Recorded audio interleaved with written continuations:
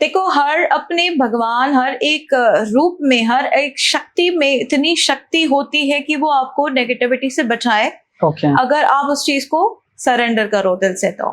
ठीक है, किसी की नेगेटिविटी को आप रोक नहीं सकते, आप अपने आप को बचा सकते हो, प्रोटेक्ट कर सकते हो। ठीक है, राइट।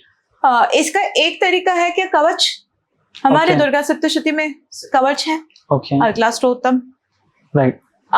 फिर अगर हम बात करें मंत्र का जप, मंत्र में अपने आप में इतनी ताकत होती है कि वो आपको बचा सकती है, वो अपने आप में कवच है। चाहे वो नरसिम्हा भगवान हो, चाहे वो वराह हो, चाहे वो शिव भगवान हो, भैरव के रूप में हो, हनुमान जी हो, चाहे वो भगवती का कोई भी स्वरूप हो, हर भगवती का अपना एक कवच है, आपने देखा होगा, राइट। और वो हर भगवती, हर भगवान, हर शक्ति का जो कवच है, वो आप कोई भी, आप जिससे भी आप रेजोनेट करते हो, जिसके साथ में भी आपका अच्छा कनेक्शन है, आप उसका कवच करिए, प्रोटेक्शन करिए और सरेंडर कर दीजिए, राइट। वो ऑटोमेटिकली वो प्रोटेक्शन का जो शील्ड है वो क्रिएट होना शुरू हो जाएगा। तो मैम, जैसे अभी नवरात्रे आ रहे हैं, अगर किसी को अपने लिए खुद से कवच बनाना है तो नवरात्रों में हमें क्या करना चाहिए? करिए ना भगवती का कवच, क्या प्रॉब्लम है? तो आप माँ दुर्गा का कवच करिए।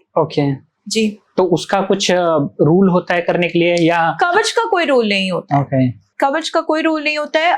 तंत्र में काफी चीजें हैं, जैसे हमारे इसमें, हमारे जो लीनिएज है उसमें समझाया जाता है कि क्योंकि साधना बहुत फ्रीक्वेंसी वाली होती है, हाई फ्रीक्वेंसी वाली होती है तंत्र की जो साधना होती है, तो उसमें चोरी हो जाने की जो आपकी जो शक्ति होती है ना, वो चोरी भी होती है, साधना जो होती है वो चोरी भी होती है। हाँ, ऐसे काफी लोग हैं, एनर्जी वेम्पायर्स हम जिनको बोलते हैं, जो आपकी ऊर्जा को चोरी भी कर लेते हैं। अच्छा, ठीक है, तो ऐसे सिचुएशंस में आप एक जो वर्कआउट करता है वो है चौर गणपति। बहुत लोगों को इसके बारे में पता भी नहीं है। चौर गणपति की जो साधना होती है वो आपके हर एक अंग को प्रोटेक्शन देने वाला काम करती है। फिर उसके बाद में गणपति का कवच, मैंने आपको शायद थोड़ी देर पहले बताया था कि गणपति का कवच बहुत पावरफुल होता है। भैरव का कवच बहुत पावरफुल होता है, क्योंकि ये जो है ये प्रोटेक्शन दे रही है ना। तो गणपति का कवच कोई भी कर सकता है? गणपति के डिफरेंट फॉर्म्स है, 32 फॉर्म्स ऑफ गणपति, उनके सबके अलग अलग कवचेस हैं। हिरंब गणपति जैसे फॉर एग्जांपल माँ काली की गणपति हैं, और हिरंब गणपति जो है वो वापस से वही कह सकते हैं आपकी ब्लैक मैजिक प्रोटेक्शन का काम करती है। उशिष्ट गणपति है जो माँ मातंगी की गणपति हैं। हरिद्र गणपति है जो बकलामुखी की गणपति है। पर हर गणपति, धुंधी गणपति है जो माँ धुमावती की गणपति है। तो किसी भी आप स्वरूप में आप गणपति की प्रार्थना कर सकते हैं, वो अपने आप में आपके लिए कवच बनेंगे। तो इसके लिए कुछ गुरु दीक्षा की जरूरत पड़ेगी? तंत्र के लिए गुरु दीक्षा की आवश्यकता जरूर होती है। कवच के लिए? कवच में अगर बीज है बहुत ज्यादा, तो फिर अगर आप गुरु से लेते हैं तो वो अच्छा रहता है। ठीक है, ये अच्छा माना गया है।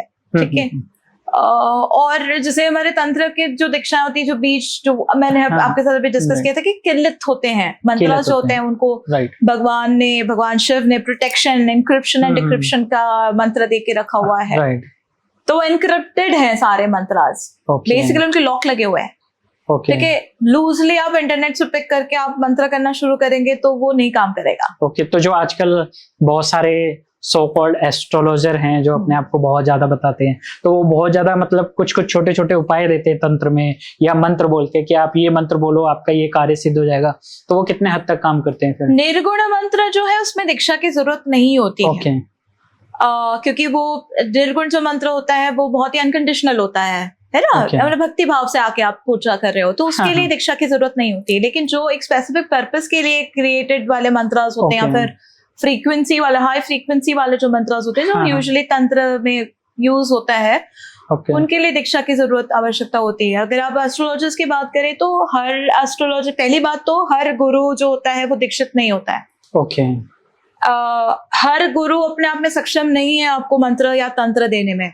ये इस मैटर में भी लोगों को अवेयरनेस की बहुत सख्त जरूरत है कि आप पिकी होइए, थोड़ा सा चूजी बनिए अपने गुरु को भी चूज करने में। क्योंकि किसकी क्या ऊर्जा है आपको पता नहीं है। कौन क्या आपको भ्रम में डाल के चले जाए, हमें पता नहीं होता है। एक रिसेंटली एक इंसिडेंस हुआ था कि कोलकाता में किसी गुरु ने, सेल्फ प्रोक्लेम्ड गुरु था वो, ओके उसके पास में कुछ 12-13 लोगों ने दीक्षा ले ली। ओके और उनमें से एक व्यक्ति ने मुझे कामाख्या में अप्रोच किया था। तो कामाख्या में जब वो मुझे मिले तो उन्होंने मुझे कहा कि मैं जब से मैंने उनसे पास से दीक्षा ली है, मैं बर्बाद हो गया। तो जो गुरु का जो सिलेक्शन होता है वो भी बहुत सोच समझ के लेना चाहिए कि एक सिद्ध गुरु जो होता है ना, वो ही केवल और केवल आपको मंत्र दीक्षा दे सकता है या तंत्र दीक्षा दे सकता है, लेकिन वो अपने आप में सिद्ध होना चाहिए। बात को समझिए कि दीक्षा का मतलब क्या होता है, एक्टिवेशन, ठीक है।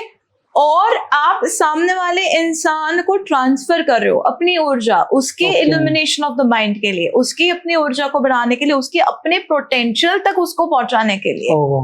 तो अगर गुरु में वो सक्षमता नहीं है कि आपके भीतर की ऊर्जा को पहचानने की, राइट, और वो नहीं जानता कि आप क्या कर सकते हो, आपकी काबिलियत क्या है, ये अगर उसे नहीं पता है तो वो गुरु नहीं हो सकता, वो गुरु दीक्षा देने के काबिल योग्य नहीं है। करेक्ट।